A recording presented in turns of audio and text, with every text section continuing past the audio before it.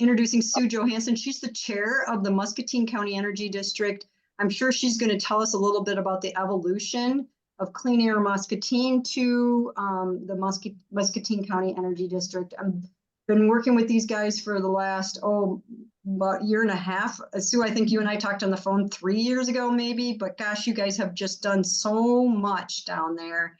And Muscatine has such an important role in our clean energy transition. They are home to two very near, well, Muscatine, the coal generation plant there, and also the one that's just down the road from you folks. So I'll just not talk anymore and give it to Sue. Thank you again, Sue, for taking the time to share your story.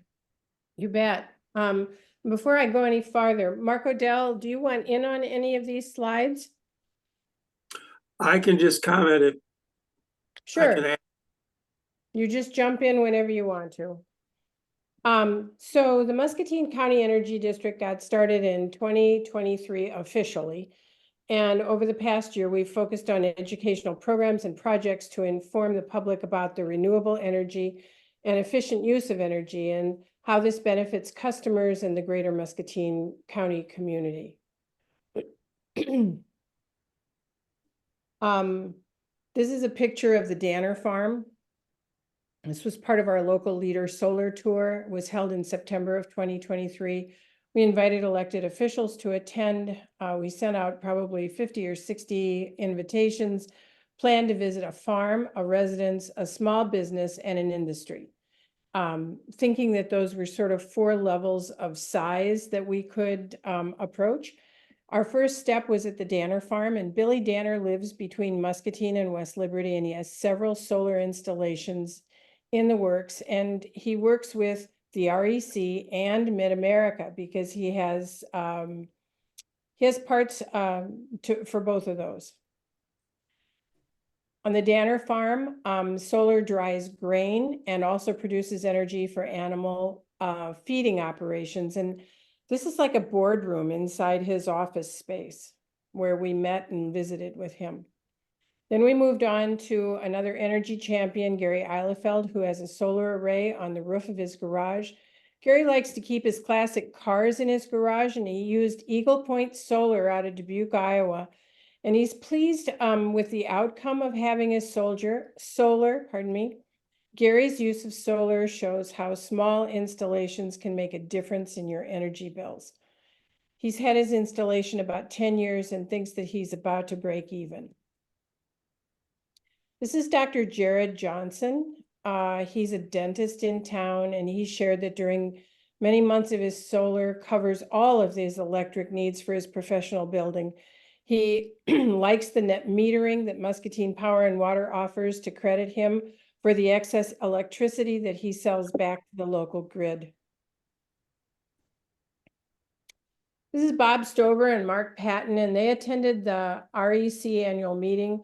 We provided a presence at the meeting and tried to promote our energy district. The public had lots of questions about the Inflation Reduction Act, tax credits, income eligibility, and the rebates. There's a lot to learn, and we're still learning. Energy Champions celebrated a change. Celebration of Change provided a segue between CLAM and Muscatine County Energy District. CLAM was an environmental group. CLAM stands for Clean Air Muscatine. And you might remember or know that at one time, Muscatine had the dirtiest air in the state of Iowa. I don't think it can hold that claim any longer. And there was a grassroots movement here in town that was called CLAM, and they did what they could to change that. They were quite effective. Once their job was done, they needed another environmental group to take over, and we took their nonprofit status, their EIN number, and they gave us as a gift to get started the money they had left in the bank, and we are grateful to them. So this event, this celebration of change, was held at the Stanley Center for Peace and Security, which gained the classification of a living building. That means that the products that go into the building are sustainable. There are 28 living buildings in the world, and I think all of you should plan a trip to Muscatine. We'll go out to lunch or have coffee, and you can experience this space. There are tours that are available on the second and fourth Tuesday of every month. They like you to register so they know somebody's coming. That was a picture of Jerry Schnorr. He works at the University of Iowa, and he offered actions and solutions to address climate change. And in this slide, he said that we should try to electrify most everything. We should use renewable power like wind, solar, and he included nuclear. We should drive EVs and have public charging stations, that we should have a smart grid with pricing. We should weatherize our homes, and all of this would provide high quality jobs. This is Dave Osterberg, who's another employee at the University of Iowa. And Dave talks a lot about water, but I think on this particular occasion, he talked about the Inflation Reduction Act and how it was going to transform America. This was another event that we held at the Stanley Center, and both of these events were kind of openers for us and were well attended. Some of Dave's comments focused on the IRA and the income qualifications for families to optimize the tax credit and point of sale rebates. He recommended these two websites that are on the screen, and the suggestion was made to close the coal plants that Muscatine Power and Water operates here in this area to gain funds from the IRA, and then use the coal sites for community development programs. The two resources that he talked about were the Iowa Energy Infrastructure Funding Hub and the Yale Program on Climate Change and Communication. Paul Burback is a person who works for Muscatine Power and Water, and he helps people with their energy audits and efficient use of energy, solar installations, and more. He came and spoke at the Stanley Center to a group of people who were interested one day, I think it was last fall. Because Muscatine County Energy District is a new organization in Muscatine, meeting with those who are part of the local landscape raised awareness of our existence, and it allowed our energy district to promote our vision and mission. This is a photo of Erica. This was a senior meal site. In an effort to try to get out and meet and greet, we chose a senior lunch program for Spanish speakers in Muscatine. This is Erica Flores. She was the interpreter for me.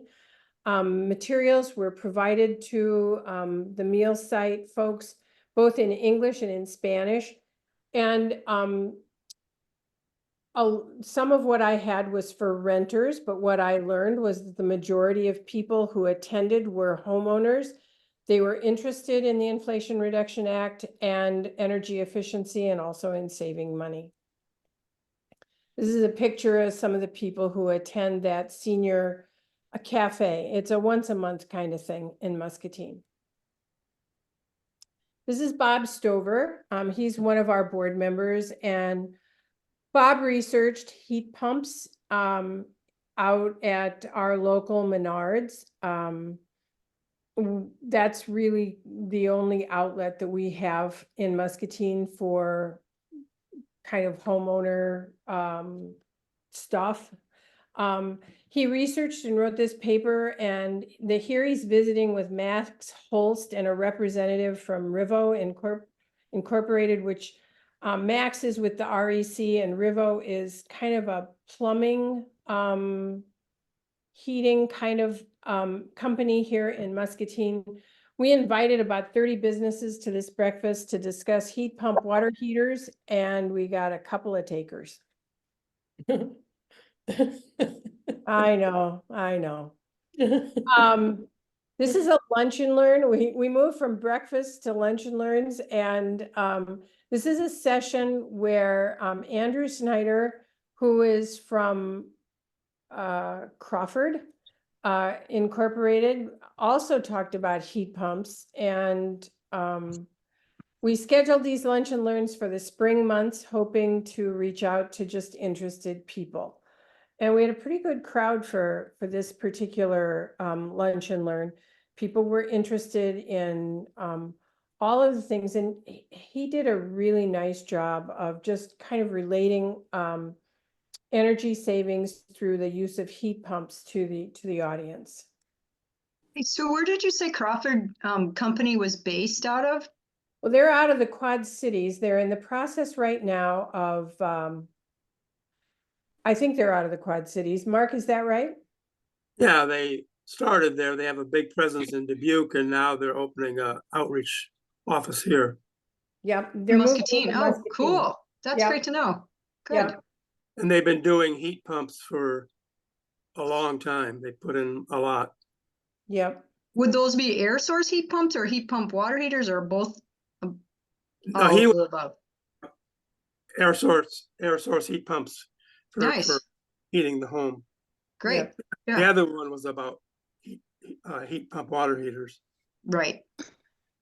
Hey, Sue, Hey. why do you think that there was why do you think that there was such a difference between the lunch and learn and the breakfast? Was there something besides the timing of day that you shifted? Well, it was a different audience, I suppose. The breakfast, we really targeted small business owners in town. Mm-hmm. When we were making our lists of, who the contractors were in Muscatine County, they were the ones that we reached out to. So it was the local contractors who were HVAC mostly. And, they just, I guess, chose not to come. We're new. They probably don't know who we Okay. are. Yeah, They that's interesting. Probably in Muscatine, invitations like that don't come very often, and so I think it didn't happen very well. We should try it again sometime. Okay. So you think Okay, so sorry, just a clarifying question. So your list for that breakfast, because both the breakfast and the lunch and learn were both about heat pumps, correct? That's what it seemed like from the slides. They were, but the lunch and learn was for the general public, and the breakfast was targeted at small business HVAC. Got it. Thank you. Yep. And maybe I can note, I went to get a personal heat pump heating and cooling system in April a year ago, and I approached 4 contractors in Muscatine, and none of them wanted to do it or knew how to do it, so I had to go to the Quad Cities. So if there's not consumer demand, I don't think they're ready to change. Yeah, I 100% agree with that, Mark. Mm-hmm. But I love the question, Tam. I think that was going to be my driving question at the end, is I want to talk about attendance to these engaging events that we're attempting to have community engagement. So I love that, and I feel like we should talk about that a little bit and see what works and what we think is not working. So love that. Thanks for starting that conversation. I will say that Mark Odell went sort of door to door to a couple of HVAC small businesses and had good conversations with the people that were there. And that certainly isn't very time efficient to do it that way. But I also think that given what Mark learned from his experience, that somehow we have to connect on a personal basis with the people who are doing the work, or they'll never even suggest to a customer that a heat pump water heater or heat pump HVAC is a possibility. So moving on, this picture is from last week. We had a lunch and learn. It was about private electric vehicle owners, drivers, and we had people from the utilities, Eastern Iowa Light and Power and Muscatine Power and Water in attendance.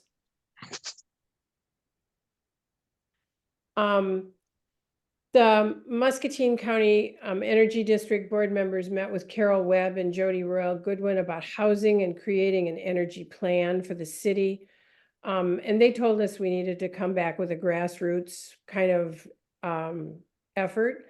So,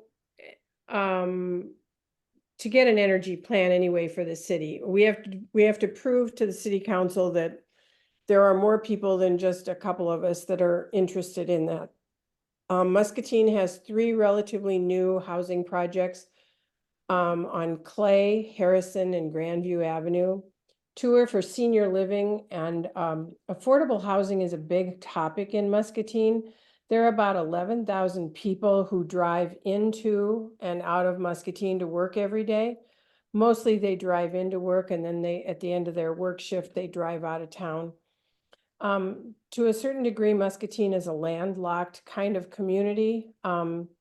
They've tried to annex in the past and have been faced with lawyers and angry people out in the county. And I heard one realtor say that there are about 100 sites within the city that are buildable. And so if Muscatine is going to grow and if we're going to do affordable housing, we're either going to have to take some old stock down and replace it with something new, or we're going to have to expand into other areas. I requested information from the public utility about utility write-offs and shut-offs. This slide shows the write-offs in the range from 0.06% to 0.15%, 0.15%. There are about 400 shutoffs per year. We're talking about electric shutoffs, about half of them in April and another half of that number in May. The process to access this kind of data seemed very complex to me, and it took weeks to obtain. This is a public utility. I don't quite know what it would be like if we tried to access this information from others. It was a learning experience just to ask for the information. So when I hear Jim and Andy talk about asking for information, I have a new appreciation for that. Yeah, this is fantastic. Will you just go through this a little bit, this data? Sure. Yeah. I think it's kind of self-explanatory. Yeah.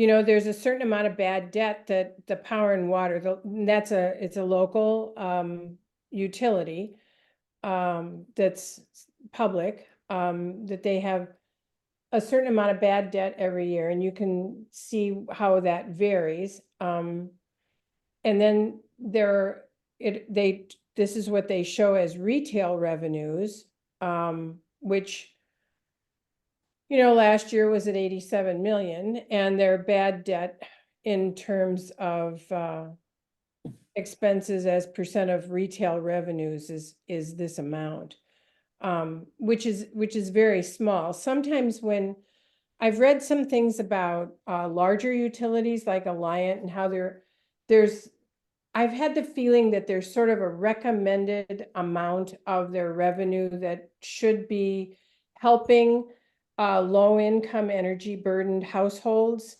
And I think I've gotten that information from my connections to REAMP. And I can't quote you what that number is, but it would be a long way from these numbers here, I think. Questions about this? Okay. That was great information. What I think were you trying to say that you think Alliance debt to unpaid bills to revenue is even much smaller, the ratio? Well, I think so. Okay. I mean, I've just gotten the feeling from things over the past year that that there's a certain responsibility on the part of the energy producer to work and to forgive and to I don't know, I guess manage people who are low income energy burdened. Mm-hmm. And that there's just sort of an expectation of a certain amount that isn't going to get collected. And that they should be actively working with people who are fit into that, who are having troubles paying their bills so that, you know, they. To reduce their energy burden by, you know, Yeah. so for example, Gothenburg is a municipal utility and we provided some energy coaching and we started with their bad bill payer list Mhm. to try to help them reduce what they'd owe anyway by reducing their consumption or demand. Okay. Yeah. Okay. So we can Yeah, talk about that. That was my question, is what are you gonna do with this information? Mhm. What am I going to do with this information? Right now, I'm just hanging on to it. It was sort of a question that, you know, in trying to fulfill the grant and requirements and learning about, I mean, it was just kind of interesting how many people fit into that low-income energy burdened category who buy their energy from Muscatine Power and Water. And that certainly doesn't show all of it because there are others. I mean, what I asked for was how many people were behind in their bills, which they wouldn't give me. But they did give me how many they shut off. And that's only a piece of it because there are a whole lot of people that are way behind in their bills that haven't been shut off yet. And they said that they can't differentiate because they don't know why somebody's behind in their bill. They don't know if it's because they're energy burdened or if they're low income or if there's been a death or if they went to Florida for 3 months and they just got behind or what the deal is. And so that kind of information wasn't shared, even though it was requested. So you don't know how many the number in the data set. You just know the total amount. But was that power or do you mind going back on that slide? That was just electric. It is just electric. Okay. Yeah, yeah. And another thing that we know, and this probably happens with other power companies that have multiple services. So if a family is behind in their electric, but they're also buying like cable TV and internet, if they pay that, unless they're specifically told, that amount of money that's paid on their bill goes to cover their internet or their TV cable and not their electric bill. And that's just another thing that I know about with power. Yeah, I don't sounds think like they're alone that way. it sounds like a get to know you. You're just learning all about There you go. That's it. That's sort of what we were supposed to be doing, was figuring out the local landscape and trying to create a relationship with folks. And in asking, they certainly knew that we were out there, not that they didn't before. So this slide is about the bi-state representatives. So our This is, yeah, just Sue, I just want to interject. I'm wondering if these energy vendors cannot provide you the amount of money that is paid to them from their community action agency that runs through their LIHEAP. That may be a question to ask because LIHEAP is paying down on those outstanding electric bills. right. Just to get those people through. And I bet anything that they've got a line item that says how much money they're receiving. Okay. Because it's not coming from the individuals. It's coming from another source of payment. Sure. It's that's a coming very from good point, community Lori. action. Yeah. Yeah, that's good right. job. Yep. Okay. So we've got a couple of representatives to bi-state. Jeff Sorensen and Nathan Mather are elected officials on the County Board of Supervisors, and Brad Bark is our mayor for the city. And I think he's on, if he isn't now, he was on their executive board. City of Muscatine has worked with builder contractors in recent years on new construction. The most recent is low-income housing units on Harrison, Grandview, and Colorado. And the developers were Door Creek out of the Quad Cities and J&B Developers. And then there was another one called Pivotal LLC out of Ohio, formerly called Miller Valentine. I found it, and I think I can speak for the whole board, was difficult to I guess connect to the developer side of it because the developers aren't local. We don't know them. They don't know us. And that may be something that will be part of our future, but that was a hard part for us with the grant, particularly with the ones that are even out of state. Muscatine Energy District was asked to write a letter of support for a grant application for 2 electric buses for the city. So the woman who coordinates the city buses contacted me, and I said I'd be glad to sign a letter on behalf of the Energy District. And then last week we attended City Council's public hearing on the application for these 2 buses, and I spoke in favor of the application, and the application, I guess the ability just to send in the application passed 6-1. They're going to have another opportunity if they're granted the opportunity to apply. Then the city council will have another public hearing, and they'll have another chance, I guess, to decide whether or not they're going to put any of their nickel in. So that was kind of fun too.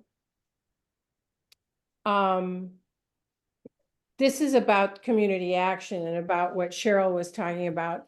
So the Energy District met with Lupe Orr, who is in Muscatine, and they have an office out at the mall. And Mark Patton talked to John Murphy, who's in Davenport, and they both work for community action. One of the things that I learned is that many of the services that community action provides is now, because of COVID, is now available to people like over the phone. Before, they always had to come in and be personally present. One of the things that Lupe Orr told me was that LIHEAP never runs out of money, which I found fascinating. And I don't know if that has to do with the fact that people don't ask, or if they just have this bottomless well of funds. Another thing that I learned is that rental properties can receive assistance, like for weatherization, let's say, once in the building's lifetime. So if you've got a 100-year-old structure, and I think in some of the more needy areas in Muscatine, when it comes to housing, some of those buildings, those houses probably are close to 100 years old. If they got weatherization 20, 30 years ago, they're not eligible to ever have it again, which to me doesn't make any sense at all. Affordable housing is limited in Muscatine, and Lupe also said that people can get some monetary credit once a year, and that may relate back to what Cheryl had to say in terms of monetary credit on their electric bill that would then go to Muscatine Power and Water. Yeah, that's the LIHEAP fund. The LIHEAP fund, right? Mm-hmm. Yep. Okay. The community improvement action team I called about, actually the Chamber of Commerce leads that, and there are no minutes that are available. It's kind of a loose group. The chamber hasn't been particularly friendly toward our energy district. A year ago, we asked to join, pay dues, and we were denied. I think due to fears that we were going to make trouble over environmental issues for people who are presently in the chamber realm.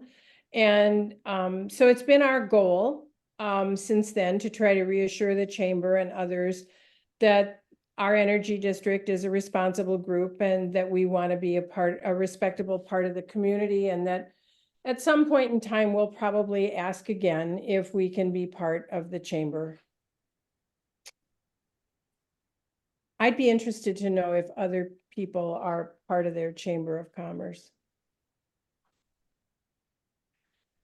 When it comes to low income developers and builders, I have this twice, I'm sorry. This just says that you know, the city works with them, but a lot of them are either out of town or out of state. And we learned about the local landscape and connected to a lot of people who play important roles. We met with people who are part of that local landscape, and we tried to raise awareness about our existence and allowed the Energy District to promote our vision and our mission.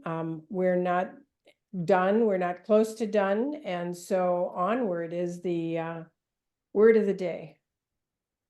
I'll take questions. Mark and Deb are here, they can chime in, but that kind of concludes my prepared presentation.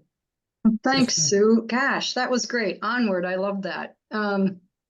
Yeah, you guys have just been all over, haven't you? It's really, really impressive. I think I want to know why was why the right question? What if Mark and Deb, how did this work for you, and Sue, to engage at such a high level? Do you have like, I mean, what is it? What would you attribute? Is it the diversity in your group, the commitment, and long time people have lived in Muscatine a long time? Is it the connection back to CLAM? Maybe just, you know, what has caused you to come out of the gate at a high level? We're all old white people. That's a concern. We don't attract, we don't know why we don't attract young people, although we haven't reached out to them directly. And we know that consumers are either uninformed or ill-informed right now, so that's a challenge. It's a challenge. Yeah. We're a small enough community that I think that people are aware who has certain positions that might be of interest. Although we did learn that some of the stuff like developers, there just aren't any developers who are trying to do energy efficient homes in a small Iowa community. The retrofits, yeah. Or are you talking new construction, Mark? Both. Both, yeah. Yeah. And Yeah, creating that market is a whole thing. Those solar stories, I liked that at the beginning. And what kind of do you have any numbers at all on solar counts in Muscatine County? No. Yeah, we need to help come up with Clean Energy Districts of Iowa need to come up with a little way to do some counting. One way is to go back and see how many, it's called cactus, and I don't know what that stands for, but I'll find that out and get it back to you, but maybe send it out in a note. But I think you can use, back when we had a state tax credit for solar, locally owned solar, you would apply for your tax credit, and then the state, what is it? The Department of, I don't think it's finance. I'm trying to think of it doesn't matter. I'll come up with it and tell you, you can go back and see how many tax credits were claimed for the county.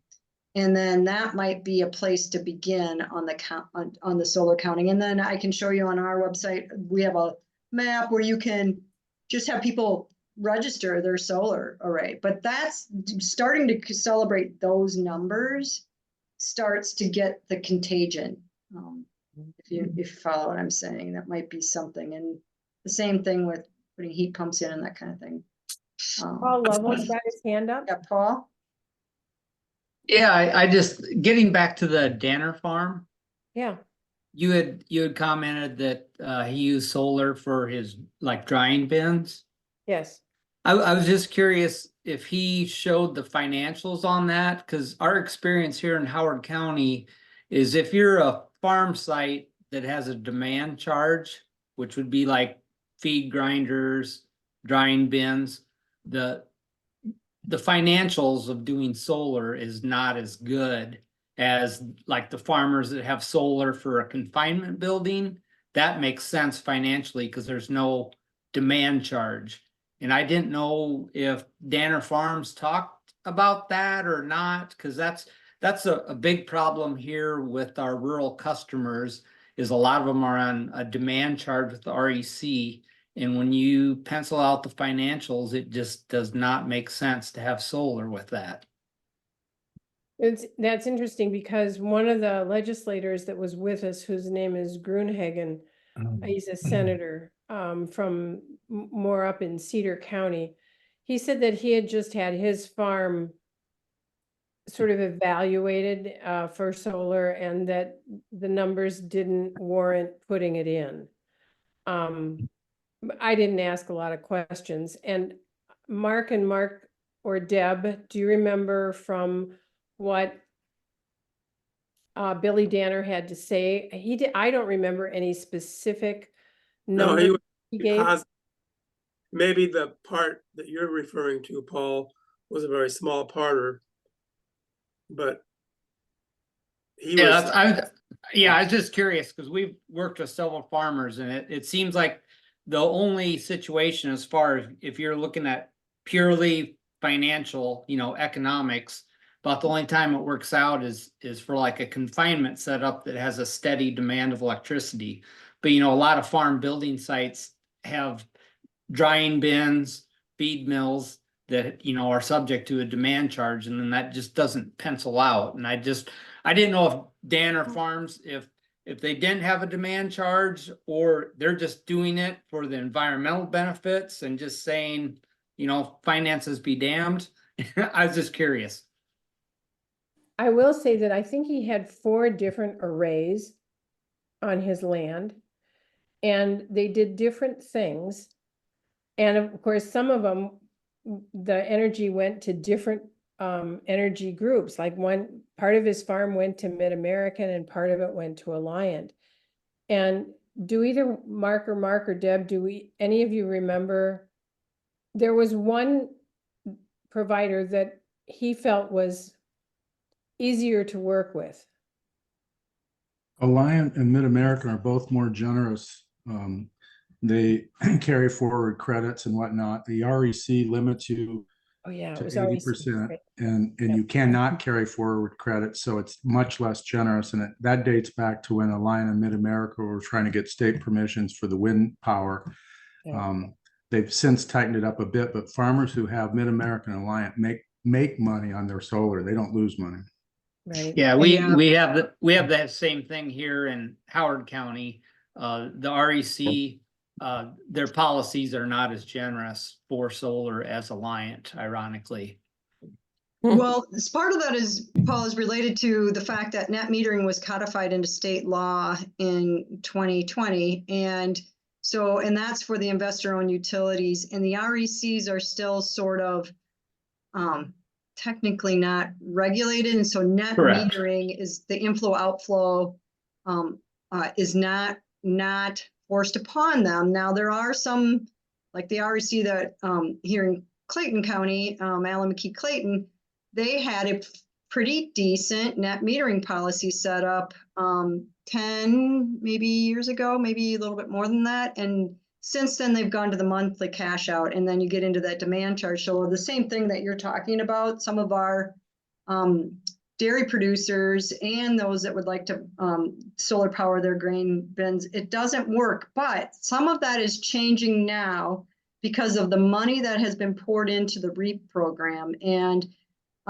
because of that, those solar powered grain bins are projects that REAP is qualifying, and there's a 40% cost share on those projects. So when you get 40% of the upfront out, then it might work. But it's still, if you're going to hit those demand charges, you have to come up with a really innovative installer, and they do exist, and I won't name any of them by name, but what they do is they put up, they solar power they get the REAP grant, right? And they get the 30% federal tax credit. So now you've got almost 70% of your project paid for. Then what you do to get out of the demand charge is you put in backup generators. And when you put those backup generators on, that keeps you when you throw in a controller, so that when you're going to hit threshold on the demand charge, immediately your generator comes in. And so you're not taking the electrons from the grid, you're taking them from your backup generator. That gets you out of the demand charge and get you into another class when it comes to paying for your kilowatts. And there are more than a few examples of that. It seems kind of sad that we have to try to figure out ways to get around the what should be rural electric cooperatives are all about. If you're on REC lines, you're a member of the co-op, and you elect your board members, and you would hope that they'd make policy that would be favorable to the members of the co-op, but it doesn't always work that way. But there are options. It's just, it takes a lot of advocating, and it also takes a lot of education, contractor education, which is what, you guys are running into. I mean, it's like develop the market, inform your contractors, find policies that support those new contractors, that new market that's been developed. So it just all takes the time, but yeah. Cheryl, go ahead. Yeah, kind of a change of subject, but I talked to Sue about Muscatine Clean Energy District a couple months ago, and I'm not sure if you covered it tonight, Sue, but we talked about you going around and interviewing the different small town people around Muscatine County. Right. I thought that was really interesting way to introduce yourself and to find out what kinds of energy issues, how they thought about energy issues, and like tried to start figuring out how to work together. Do you want to? Deb, who's on the call tonight, Deb Hughes and I went to visit with Muscatine City Administrator, and we had a comparative study of three different Iowa communities. I think it was, Deb, can you help me? Dubuque was one of them. Iowa City was one. And the third one always is kind of vexing for me. It might have been Waterloo. And then there was one from Colorado, which is where our city administrator is from.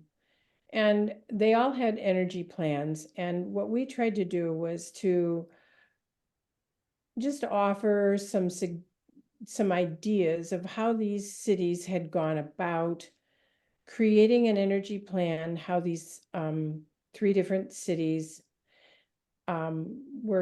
what their goals were, what they were trying to do. And of course, we got some pushback that, these are bigger places, and, it's like, well, Muscatine's not Iowa City, and Muscatine's not Dubuque. And then Deb and I went to Wilton, and we talked to the city administrator there. We have a goal to get to West Liberty at some point.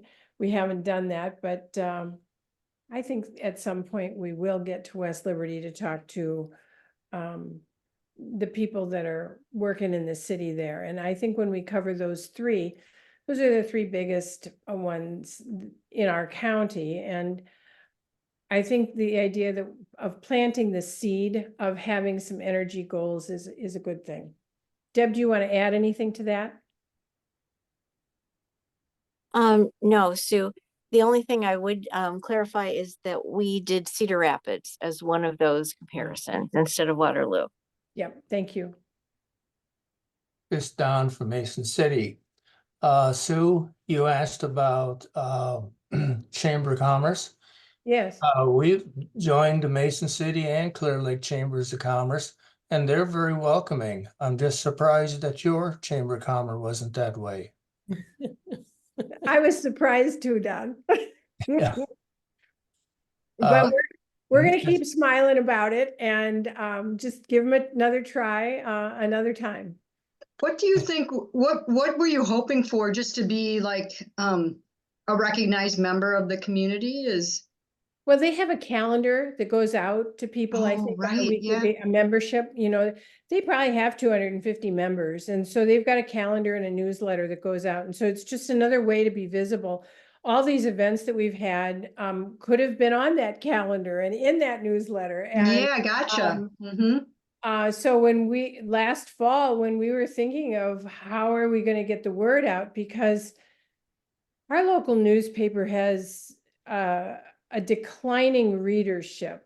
And for a while we had a weekly kind of newspaper that came. Well, that's defunct now too. And so it feels as if some of the, I'm going to call old-fashioned ways of communicating with people through print media just don't exist in the same way that they used to. Yeah. Yeah, that's true. Yeah. Just a note, you're talking about various city planning sessions or planning groups. We've just passed a plan here in Saragordo County that includes Mason City, Clear Lake, and the county in one big plan.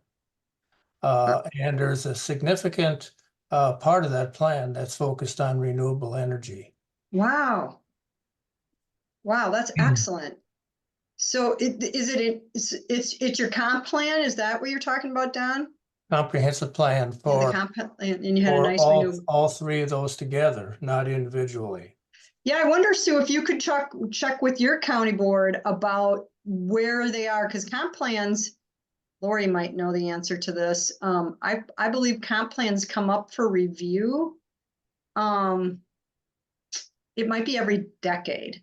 I could be wrong about that. And then individual cities do have their own comp plan, but I love that what they're doing in Saragordo County, where they have their bigger population centers a part of the same county plan. That's getting all cylinders going at the same time. Yeah, I like that.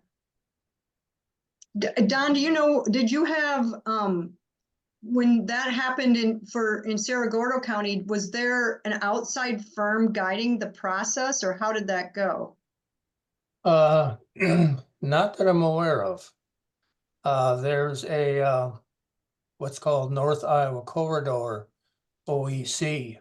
That's kind of the economic development for the area. And they're the ones who led it, and they're the ones who decided to do it all together. I like that. Yeah. Yeah, and Ben might be able to share that too. He works with economic development in Jackson County, and does seem like the economic development offices do get kind of more involved in those comprehensive plans, but usually it has to be a part of county government. And it's the secret is to not get it sitting on the shelves somewhere, that it actually becomes an active part of the plan. We just finished too, if we got a minute here, we had a moratorium on wind and solar. Oh yeah. And that's ready to go off. And we haven't seen the results yet, but we're pretty optimistic about what they're gonna say.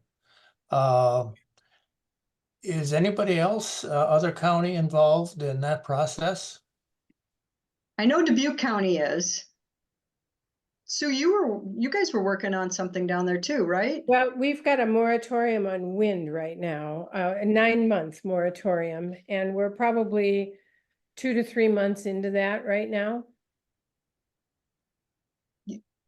I'm sorry, 2 to 3 months into a moratorium. Into the moratorium. Yeah, we've probably got another 3 to 6 months to go, something like that. Don, did you play a role in getting the moratorium turned around? Well, what we did as an energy district, there are about 6 or 7 guides from various groups on how to do solar in a county, how to do wind in a county, and so forth, that we got from Andy and other people. We forwarded all of that information to them, and then we went to their public meetings. And whenever there was an objection that we seemed out of line, we wrote that down, and then I researched that item. on what does the actual research say. For example, one of the real big things is setbacks for wind. If you don't watch that, you can essentially avoid the possibility of any wind towers in a county by Right. setting those setbacks too far. And there was all kinds of crazy things like the land in Iowa should be used for producing food. Well, how about ethanol then? And we kind of came to the conclusion that it takes about 40 acres of ethanol to produce 1 acre of energy from solar. So we addressed a lot of those issues. If you're interested, I can send that to you. That one, the last one you just said, Don, is the one that I have heard often, and we need a meme, and that needs to be shared. So, I mean, just, I don't know that we want to do it loud and proud, but I just think that that needs to be out there everywhere, because that is it's a fascinating fact. Yes. That how many acres of corn it takes to produce the same amount of energy from 1 acre of solar. And the big pushback on it is that farmers are involved in producing corn for ethanol. They're not involved in producing solar for energy, except on their own land, but 60% of the land in North Iowa is owned by somebody other than the person who farms it. Yeah, and it's really is a mind shift, and that's what energy districts can do, is just shift the frame a little bit. You know, I mean, people should have their own land, and that goes back to comp plans that you're talking about, Don. Is like, how do people use their land? How do they want to use it for farming? Do they, or what? I mean, obviously they want to use it for farming, but do they want to grow corn? Or they want to grow solar? What's going to be more lucrative for them? And it should be a choice. And that's the kind of thing that is getting kind of legislated, even at the local level, especially right now, which is another great topic. And maybe we can do that on another meeting. What I was really hoping to get to tonight was, because you guys have done so much engagement, and we're going to maybe table this. But my question really is what is working to get people to come, and what doesn't work? Because, you know, we just had an event last night, and we did not have anybody show up on Earth Day out at Osborne. We had a nice learning session set up. We had a couple EV vehicles, and we paired it with another event.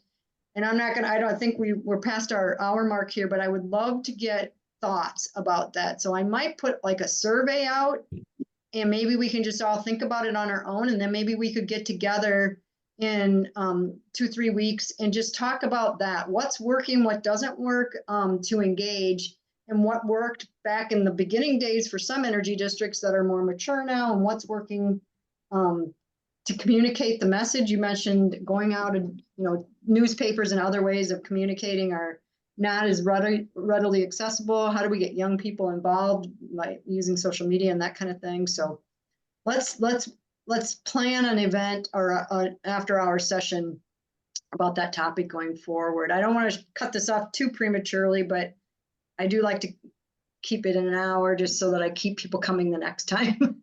Sure. Thanks everybody for coming tonight, and thanks for having us, Jolene. Yeah, Sue, thank you so much for putting those slides together and taking the time to obviously present to us, but to start an energy district down there in Muscatine that's just got so much going on. Cheryl, Paul, everybody that's here, thank you very much for coming and listening, and keeping your energy districts alive. Thanks for coordinating, Jolene. You bet. We'll keep it going. All right, good job. Onward. Onward. I'll send out follow up to all of this tomorrow or the next day. Sounds Thanks. great. Bye bye, everyone. Bye-bye. Bye. Thanks, Cheryl.